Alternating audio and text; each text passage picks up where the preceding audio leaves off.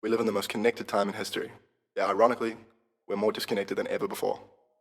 I conducted a survey asking Wellingtonians how often they feel lonely. From 943 responses, 74% said they felt lonely all of or most of the time. On top of this, Loneliness NZ said that 243,000 Kiwis feel lonely all of or most of the time. So, why is this a big deal? Not only is it a difficult time, but ongoing loneliness can become chronic, and chronic loneliness can have severe health implications.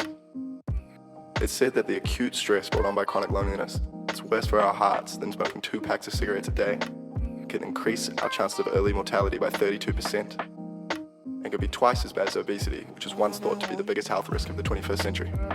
With nearly 250,000 Kiwis at risk, it's evident that loneliness is a public health crisis that needs to be addressed as such. Contrary to popular belief, New Zealand statistics show that loneliness lessens as you get older, with young adults aged 19 to 24 recording the highest rates of isolation. From this, I identified a gap. Even though this demographic has the highest recorded rates of loneliness, nothing significant is being done to help them in reducing the issue.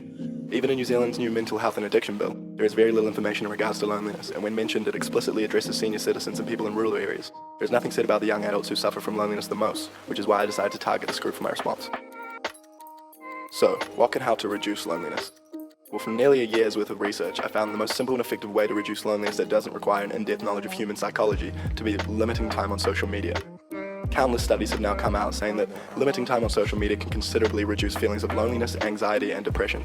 To see if Wellingtonians were spending too much time on social media, I conducted a survey collecting 25 different people's screen time statistics. From this, I found the average screen time was a staggering 3.2 hours a day.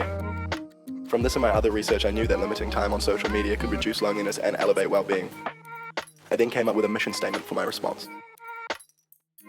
By providing a tool that transforms the user's phone habits, communication design can decrease perceived loneliness and elevate well-being.